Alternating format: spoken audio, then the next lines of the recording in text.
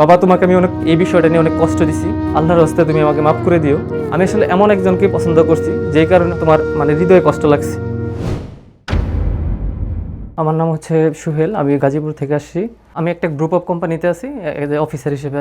বেশ কিছুদিন আগে আমার হচ্ছে একজন কলিগ, উনি আমাকে আসলে বিয়ের ব্যাপারে কথা বলতেছিল যে মেয়েটা দেখেন না কিনা। পরে আমি ওনাকে বললাম যে আসলে আমি অফিস মেনটেন করে এটা আসলে মেয়েটে আমি খোঁজার টাইমও নাই, বা এটা টোটালটা আমার পরিবারই দেখবে। উনি বললো যে এখন এই জগতে এসে যদি আপনি এভাবে মেয়ে খুঁজেন তাহলে আপনি তো ওই আগের যুগে থাকলেন। পরে হচ্ছে উনি আমাকে একটা সাজেস্ট করে যে একটা বাংলাদেশে একটা ম্যাট্রিমোনিয়াল অ্যাপ আছে, ওইখানে একটা অ্যাকাউন্ট খুলতে। ওনার হেল্পে আমি হচ্ছে অ্যাকাউন্টটা খুলি, 4,500 টাকা দিয়ে রেজিস্ট্রেশন করি। রেজিস্ট্রেশন করার পরে হচ্ছে ওইখান থেকে বেশ 2 থেকে 3টা মেয়ে সাথে আমার কমিউনিকেশন হয়েছে, বাট আমাদের ব্যাটে বলে ওই রকম হয়নি, বা আমরা ওই পর্যন্ত আর আগাই নেই। বেশ কিছুদিন পরে দেখি হঠাৎ করে একজনের আইডি আমার ওই ইয়েতে স্ক্রিনে আসে। দেন আমি আইডিটাতে ঢুকি, ওইখানে ইনফরমেশনগুলো দেখি, মেয়েটার চেহারা দেখি, টোটাল ডিটেলস প্লাস পড়াশোনার ডিটেলস দেখতেছিলাম। হঠাৎ করে আমার আসলে ওই ছবিটার প্রতি কেন জানি আমার একটা মায়া কাজ করে, যে আসলে ছবিটা প্রথম দেখাতেই খুব ভালো লাগে আর কি। তারপরে হচ্ছে আমি ফেসবুকে সার্চ করার পরেই আমি একদম ছবি মিলাইছি, ছবি মিলানোর পরে একদম প্রোফাইলটা পেয়ে গেছি, সেই মেয়েটাকে পেয়ে গেছি।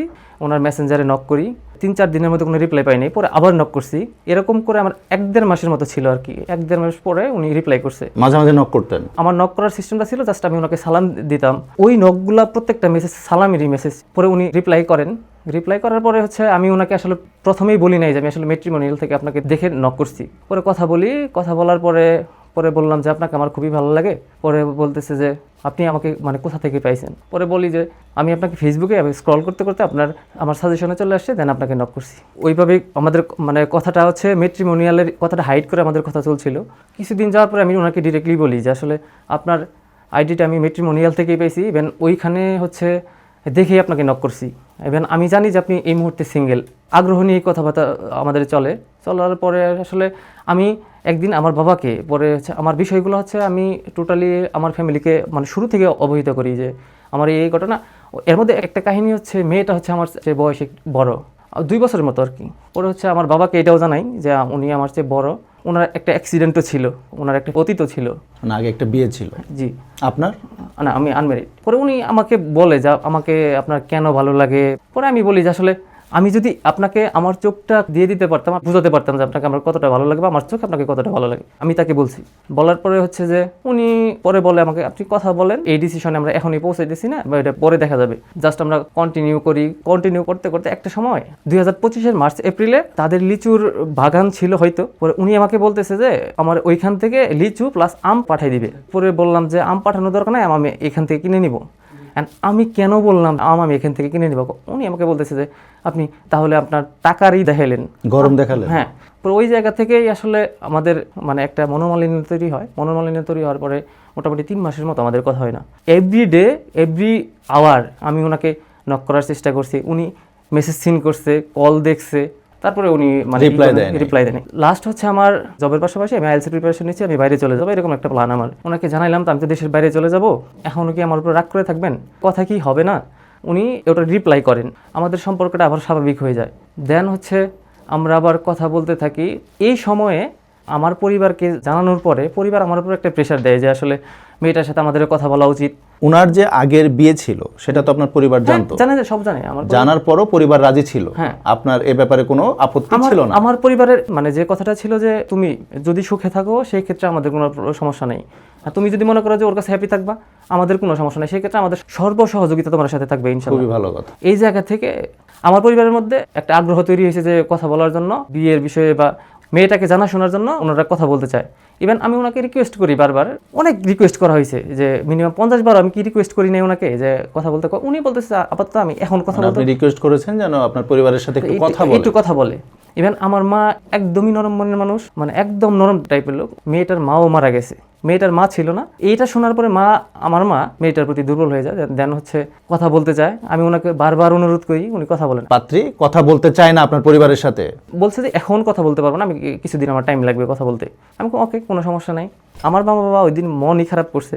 মন খারাপ করার পরে উনি মাঝে মধ্যে এসব টুকিটাকি বিষয় নিয়ে উনি মাঝে মধ্যে আমার উপর মনোক্ষুণ্ণ হইতো, আবার এটা স্বাভাবিক হয়ে যাইতো। পরে আমারও এজ মোটামুটি 32 রানিং, মানে আমার পারিবারিকভাবে যথেষ্ট প্রেশার দিচ্ছিল। এর মাঝখানে সম্বন্ধ আসছিল আমার, দেন আমি ওদেরকে সরাসরি না করে দিই যে আমি বিয়ে করব না।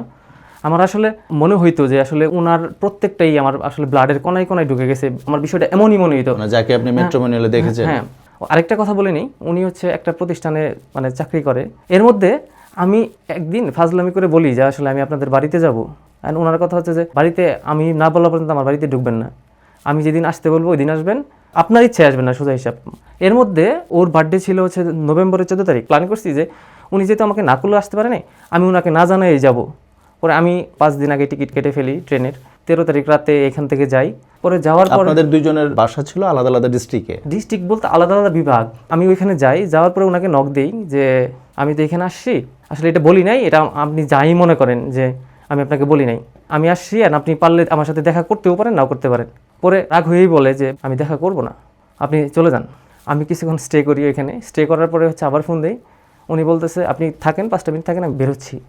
পরে 5 মিনিট না 10 মিনিটের মতো হবে, উনি তার মধ্যে চলে আসছে। আমাদের দেখা হলো ওইখানে প্রথম, ওইটাই আমাদের প্রথম দেখা ছিল। আসলে আমি আপনাকে এটা ওনাকে বর্ণনা করতে পারবো না যে আসলে আমার চোখে কেমন লাগে। ছবিতে যা দেখেছি অ্যাজ লাইক তাই। এর মধ্যে উনি আসার পরে এর আগে যে আমার ভুলগুলো হয়েছিল ওনার কাছে ডিরেক্টলি আমি একদম করজোরে মানে হাত করে ক্ষমা চাইছি। মানে আমার যে ছোটোখাটো ভুল ভ্রান্তি ছিল এগুলো নিয়ে আমি ওনার কাছে ডিরেক্টলি আমি এইভাবেই হাত জোর করে ক্ষমা চাইছি, একদম সামনে থেকেই, যে এগুলো নিয়ে আর কোনো বাড়াবাড়ি দরকার নেই, আমরা যেভাবে হ্যাপি আছি এইভাবেই থাকি। বা কিন্তু আপনি তখন কি বললেন না যে আপনাদের সম্পর্কটার ভবিষ্যৎ কি হবে, বা আপনারা কি করতে চান, বা উনি কি করতে চান, এইসব ব্যাপারে আপনি জানতে চাচ্ছিলেন না? আমাদের টোটাল ডিসকাশনে এমন কোনো দিন নাই যে মিনিমাম 10 বার বিয়ের বিষয়ে আমাদের আলোচনা না হতো বা আমি তোলার চেষ্টা না করতাম। কিন্তু উনি কি রিপ্লাই দিত? উনি রিপ্লাই দিত আল্লাহর উপর ভরসা করেন ইনশাল্লাহ। কিন্তু সরাসরি হ্যাঁ বলেন না কখনো? উনি একদম ডিরেক্টলি যে হ্যাঁ বলা এরকম না, তবে একটা মানুষ 1.5 বছর কথা বললে ওনার আচরণ আমি বুঝতে পারি। ওনার কথায় কোনো আশা না যদি না পেতাম তাহলে তো আমি আসলে এত দূর পর্যন্ত বিষয়টা গড়াই না। পরে হচ্ছে ওইখান থেকে আমরা আলাপ টালাপ করে ওইখান থেকে উনি চলে যান, আধা ঘন্টার মতো ওইখানে স্টে করছিল। ওইখান থেকে চলে আসার পরে চলতেছিল অ্যাজ রেগুলার। পরে হচ্ছে যে হঠাৎ করে একটা বিষয় নিয়ে রাগারাগি হয়, রাগারাগি হওয়ার পরে উনি একদম আমাদের সাথে কমিউনিকেশন স্টপ করে দেয়। কেমন বিষয়? ছোটখাটো বিষয় না বড় সড়ো কোনো বিষয়? মানে এটা একদমই ছোটখাটো বিষয়, আমাদের মধ্যে আহামরি ওরকম কোনো বড় কোনো বিষয় ছিলই না, যেটা হচ্ছে সলভেবল না, যে আমরা সমাধানযোগ্য না, এটা এরকম কোনো ইস্যু ছিলই না সামনে। তারপর কথা স্টপ করার পরে আমি ওনার একটা কাজিনকে নক করি, এটা আমার ভুল ছিল, আমি এখনো স্বীকার করি যে এটা আমার ভুল ছিল। কাজিনটা ছিল তার ছোট বোন। এমন বিষয়টা জানার পরে পারিবারিকভাবে বিষয়টা এমনভাবে স্প্রেড করছে যেটা হচ্ছে মানে হয়তোবা ওনার সম্মান আঘাত করছে, এটা নিয়ে অনেক হয়তোবা তার উপর দিয়ে অনেক কিছু গেছে। ফাইনালি আমাদের লাস্ট এটা নিয়ে আমাদের দূরত্বটা আসলে বাড়তে থাকে। উনি ফেসবুক থেকে আমাকে ব্লক করছে।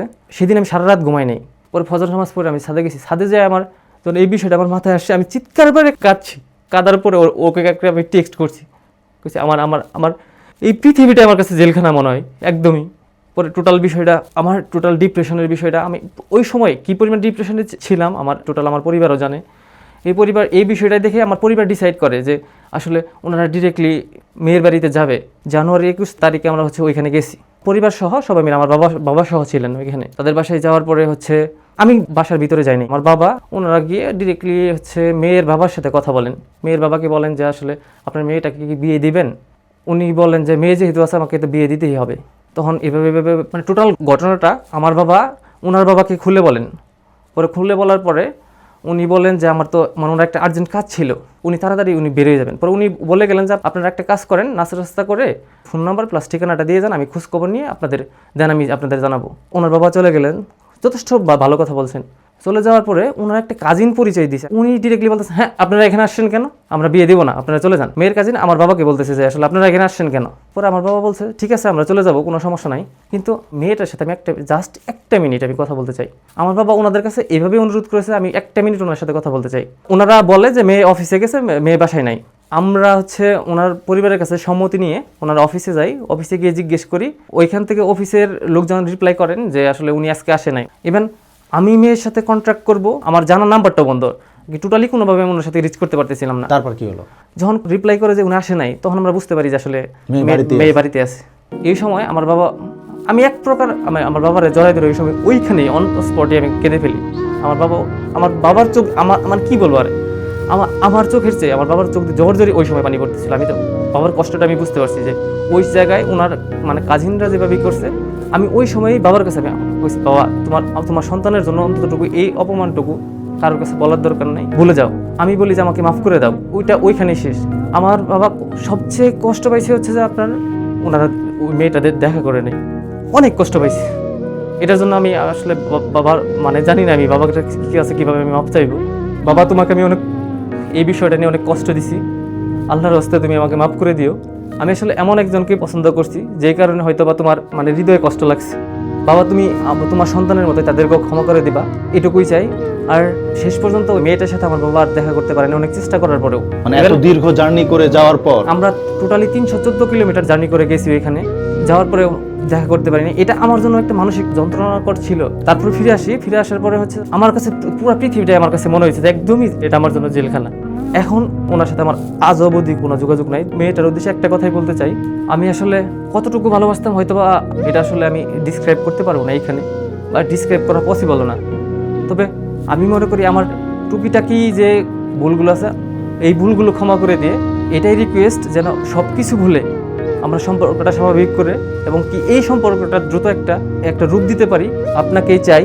ওই মেয়েটা ছাড়া আমার লাইফে দ্বিতীয় কোনো মেয়ে আমি মেনে নিতে কোনোভাবেই পারবো না, বা আমি কখনোই নিবও না এটা। ওই মেয়েটার হয়তো আমার প্রতি বিশ্বাস কম ছিল। আমি লাখ লাখ মানুষকে সাক্ষী রেখে আমি এইখানে কমিটমেন্ট করতেছি। আমি আপনাকে যতগুলো কথা বলেছি আপনি যে কোনো এতে ভেরিফাই করতে পারেন। আমি কোনো প্রকার মিস ইনফরমেশন আপনাকে দেই নাই, ইভেন আপনাকে কোনো প্রকার বলবো না আমি আপনাকে দেখাই নাই। আমি চাই সব কিছু ভুলে দুই হাত চার হাত করতে চাই। ফাইনালি একটাই আপনার কাছে চাওয়া, সেটা হচ্ছে যে আসেন আমরা আমাদের সম্পর্কটাকে বিয়েতে নিয়ে যাই এবং আমাদের মানে বাবা মার কাছ থেকে আশীর্বাদ নিয়ে। আমার বাবা মা যথেষ্ট আপনার প্রতি মানে যথেষ্ট কি পরিমাণ হয়তো আপনি একটাবার কথা বললে বুঝতে পারবেন।